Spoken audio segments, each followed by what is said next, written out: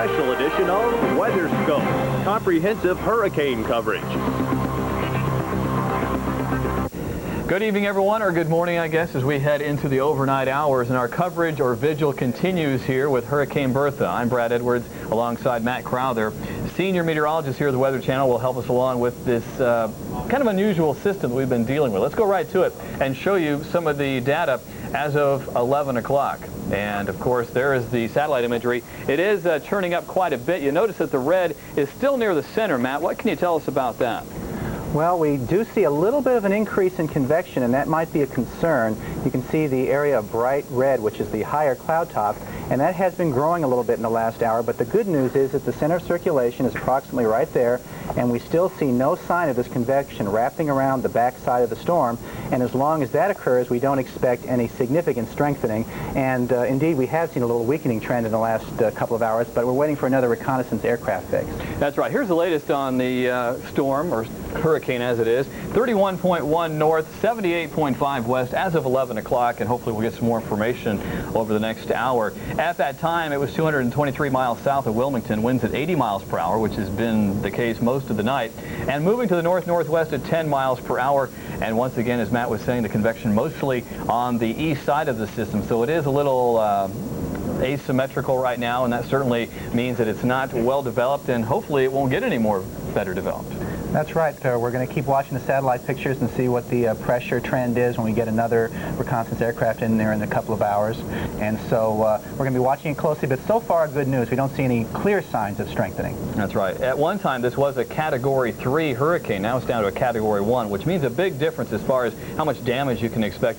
And hopefully we don't want any damage from this system, but nonetheless it is headed toward South Carolina. Let's show you where the watches and warnings are. If you are in South Carolina, of course you probably heeded the warnings here. The warnings actually extend to Brunswick, Georgia, but there is a real good chance that may be dropped as the system continues to move toward South Carolina and North Carolina. Also a hurricane watch up into Chincoteague, Virginia. There's a watch in that area, and these areas have already had some evacuations, especially on some of the barrier islands. And looking at the radar, Matt, we have a lot of rain moving in tonight. That's right. It's coming in waves, which is typical of this type of system. The center of the storm is down here, and as we saw in the satellite picture, it's good that there is no convection on this side of the storm, and we hope that will continue. But a big concern is heavy rain. There are flash flood watches all through this region, and we expect perhaps the heavy rain to move farther up the coast toward Virginia and perhaps even up toward the D.C. area and Philadelphia by later on in the period. And that flooding could be a concern, not just coastal flooding, but flooding from the heavy rain. That's right. And we'll also talk about the storm surge in just a couple of minutes. You know, back to the radar, some heavy rains have been moving up through Myrtle Beach, and a close-up shot of that, you can see some of the bands coming up into this area. Showers and really no thunderstorms to speak of, just some heavy rain. And in Myrtle Beach, Bill Keneally has been there all night, kind of camped out on the beach. And Bill, you've had some heavy rain. What are conditions like now? I'll tell you what, Brad, we've wrung out some of that deep tropical moisture that Bertha grabbed way out there in the tropical waters of the Atlantic out by the Tropic of Cancer, and now we're getting a reprieve. But I tell you what, when it comes in droves. It's amazing. The wind kind of telegraphs it, and then all of a sudden it's just a gully washer. But we've had a dry period now for about 20 minutes, so we're kind of loving life. You know, Bill, it looks like the sustained winds, the tropical storm force winds, should be coming into the area very soon. Have you noticed the winds increasing at all? A little bit, Brad. We've had a bit of a reprieve between around 7:30 and 9:30. It was actually pretty lovely around here, but it has gotten windier, and especially so with these squalls. And as I can surmise from your conversations, it appears like there's a more concentrated area of rain coming on in. You know, Bill, if you take the forecast position through tomorrow, it looks like it's going to go very close to the Myrtle Beach area, so that could be an area that gets hit fairly heavily with rainfall and, of course, the wind and possibly a storm surge. Now, high tides, I believe, are coming in tomorrow morning early and then again around dinner time. That is right, Brad. I'm thinking the high tide's about 5:30 in the morning, give or take a half an hour. And as we talked about earlier, the low tide, the quote-unquote low tide tonight, was actually about where the normal high tide would be. So that is going to make a pretty good concern, I think. We are right at the end of one of these alleyways coming down to the beach, and we are on a wooden platform too. It would be not too surprising to me to see water at that time of high tide underneath this platform tomorrow morning. And we'll be setting up shop right around 6 a.m. All right, Bill, we'll let you go tonight and let you get some sleep before you really get your work cut out for you tomorrow morning when things get real hairy. Okay, that was Bill Keneally in Myrtle Beach, and now we're going to take a look at the wind field because it is kind of an odd system here. We're looking at a hurricane, but yet the hurricane force winds are well to the east and north. That's right. That's a result of the upper level winds which continue to blow in this direction, and we hope that continues because that will prevent those thunderstorms from wrapping around the center of circulation. But people from about this region on up the coast have to worry because this area of stronger winds should progress on up to the north, and that's when we expect the possible storm surge. And looking at the strike probabilities right now, we do expect the storm to continue on a pretty steady path up about to where Bill is there in Myrtle Beach.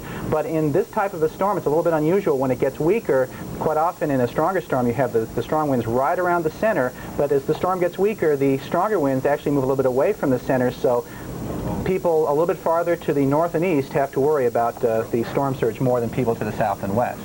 And speaking of storm surge, obviously when you get a Category 3 hurricane with winds of over 115 miles per hour, you're going to have a larger storm surge. And this one, we have 80 mile per hour winds. How great is that storm surge going to affect the coastline? Well, as you mentioned, it's much better that it's a weaker hurricane, and we are expecting perhaps as much as 8 feet as on this graphic, but it's more likely 4 or 5 feet. There could be some local higher effects. But as I said, down here we expect the hurricane warnings to be dropped down in the Georgia coast, and the wind is actually blowing offshore there right now, so 2 feet at the very most. But where the winds are more parallel to the coast, as they come in later on tonight and tomorrow, especially at times of high tide, we could have some local areas up to 8 feet. And for the folks who don't understand storm surge, it's almost like a plowing effect where the winds actually kind of push the waters and kind of force them higher and higher. That's right. There's kind of a misnomer that people think that the lowest pressure in the hurricane draws up a dome of water, and that's not the case. It actually has to do with the storm moving on, as you said. Yeah, pushing the winds. And of course, if the storm surge occurs at high tide, that's the worst case scenario because the water becomes that much higher at high tide. Obviously, high tide is not a problem in these areas, but when you add 4, maybe 8 feet on top of high tide, there could be a problem. Now, high tides occurred around dinner time Thursday. They'll occur again Friday morning at around sunrise or so, and then again at dinner time Friday night. So that's when we could have some problems, certainly at the high tide areas. Well, that's what's happening right now with Hurricane Bertha. Now we're going to go back to the studio and have the latest on your weekend forecast with Sharon. Okay, thank you very much, Brad and Matt. I want to tell you a little bit about some of the activity in the lower 48. Map here will show you what's happening. You've been briefed now on Bertha, so let's focus on the rest of the nation, shall we? All the way up into the upper Midwest. Showers, thunderstorms continue, but there's some good news here. These storms have weakened considerably earlier, producing tornadoes in parts of Minnesota. Fortunately, we're looking at generally some heavy rain with a few embedded thunderstorms at this time, so that's an improving scenario here. Heading down into southeastern Colorado around Pueblo County, reports there of some power interrupted due to some thunderstorms moving through. Still a very strong thunderstorm in the Pueblo vicinity, and we're talking also about some wet weather back into the southwestern part of the nation as well. So first off, do want to show you where we're still going to find some gusty winds related to some of those thunderstorms and even the potential for some severe weather as our hurricane continues to move on in. Remember, oftentimes we get tornadoes as kind of the offspring of some of these hurricanes as they make landfall. They're usually not strong hurricanes, not strong tornadoes, not the type associated with supercells, but enough to do some damage. So we'll have to keep an eye out for this region for some very strong winds related to the hurricane and also the potential for some severe weather. And we'll be doing that through the nighttime hours. All right, first radar stop will take us to tropical storm and hurricane forecast positions are provided by the National Hurricane Center out of Miami, Florida. We'll watch Bertha as it slowly treks to the north and northwest. There it goes on into, we believe, the South Carolina coastline as we head into Friday afternoon. And again, to the east of that is where we're going to see perhaps some of the stronger, more significant storm surge, and we'll find a lot of that convection, a lot of the thunderstorms associated with that producing some pretty hefty rain here, perhaps around the Outer Banks and down across much of eastern North Carolina, extreme northeastern South Carolina, may even be downgraded to tropical storm strength later in the day once it's been on land for a while. Showers and thunderstorms again will line up along our front from the upper Midwest out into the central plain states. Greatest amounts of moisture, of course, associated with our hurricane. Temperatures, well, we're still talking about temperatures rather comfortable, actually. Some 70s and some 80s in the east, the 70s here with our rain-cooled air. Comfortable 70s behind our more potent front that's now slipping through the upper Midwest. 90s across the southeast on Saturday, and some of those 90s also stretching on up, of course, toward the rainy and windy. That's a possibility on Saturday, depending on our track with Bertha. We'll be watching that closely. Scattered showers and thunderstorms around the Red River there. We need some moisture here in the southeast. May get lucky and see some of that.